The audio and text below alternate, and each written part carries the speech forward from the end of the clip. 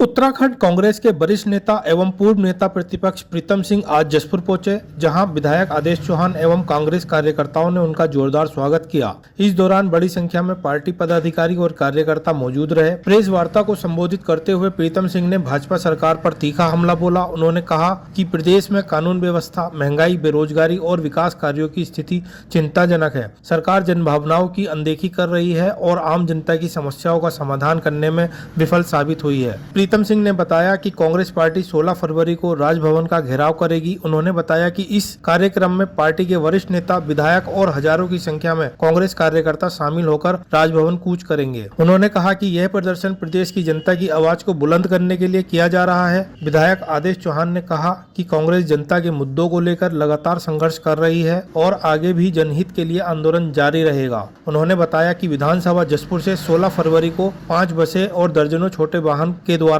सैकड़ों कार्यकर्ता राजभवन कूच करेंगे। कार्यक्रम के अंत में कांग्रेस कार्यकर्ताओं ने एकजुटता का संकल्प लेते हुए आगामी आंदोलन को सफल बनाने का आह्वान किया। प्रदेश के जो हालात हैं वो बद से बदतर हैं। इस प्रदेश की कानून व्यवस्था पूरी तरीके से ध्वस्त है। राजधानी में पुलिस मुख्यालय से कुछ दूरी पर जो है एक नौजवान साथी की हत्या हो जाती है। एक बालिका को जो है पलटन बाजार दिन दहाड़े उसको जो है हथियारों से गोदा जाता है, उसको चापड़ से मारा जाता है। आज मैं हल्द्वानी था तो हल्द्वानी में भी एक महिला और एक पुरुष की हत्या हुई है। तो कानून व्यवस्था पूरी तरीके से ध्वस्त है।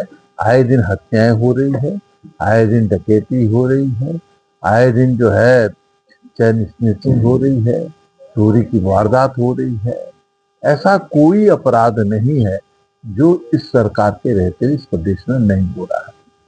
नशा अपने चरम पर है,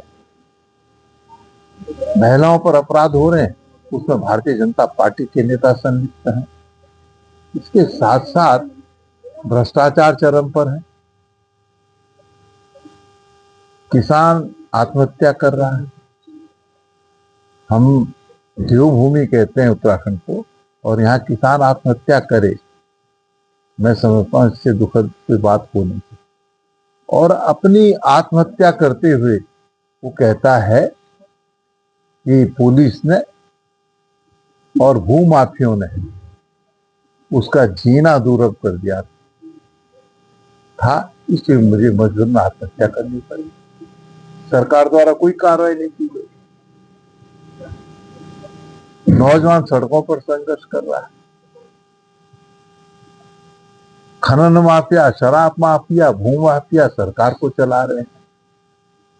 पर्वतीय क्षेत्र में जो है जंगली जानवरों का आतंक है। वहां पर बच्चे, महिला, आम जन का जो है रहना मुश्किल हो गया है। एक तो ऐसे ही पलायन हो रहा है, दूसरा जो है जंगली जानवरों की वजह से और तेजी से पलायन हो रहा है। सरकार आंखें मूंद करके बैठी है और सरकार की इस कार्य प्रणाली के विरोध में भाजपा के नेता ही सरकार पर प्रहार करने का काम कर रहे हैं।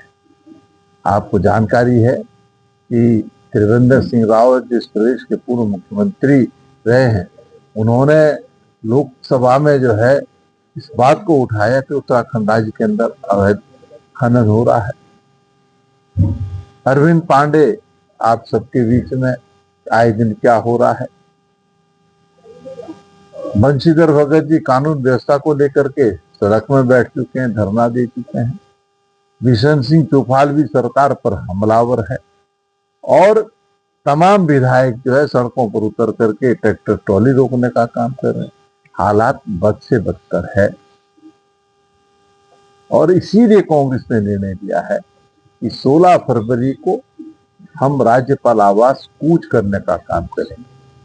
और इस परिप्रेक्ष्य में मैंने पूरे प्रदेश के अंदर जहां जहां मैं गया, लोगों में बड़ा उत्साह है। कांग्रेस के कार्यकर्ता में तो उत्साह है ही, लेकिन आम जन भी जो है 16 तारीख के कूच में सम्मिलित होने का काम करेगा। देखिए, जो कूच होगा इतना बड़ा होगा कि जब आप अगर देहरादून में हैं तो आप भी देखेंगे कि हाँ, ज्ञापन क्या है, तो सरकार के खिलाफ है, ये जंग है सरकार से। नहीं, देखिए, सरकार के पास कुछ कहने के लिए नहीं, इसलिए जब जब चुनाव आता है तो सरकार कोई ना कोई ऐसा कृत्य करती है जिससे सत्ता में बैठे हुए लोगों को लाभ मिलता है। वो सांप्रदायिक स्वार्थ को भी समाप्त करने का काम करती है। एसआईआर के माध्यम से वो जो है, जो कांग्रेस के समर्थक लोग हैं उनका वोट काटना चाहती है। लेकिन उत्तराखंड के लोग सरकार के चाल चरित्र चेहरे को पहचान चुके हैं। अब सरकार कुछ करे, लेकिन इस सरकार की विदाई तय है।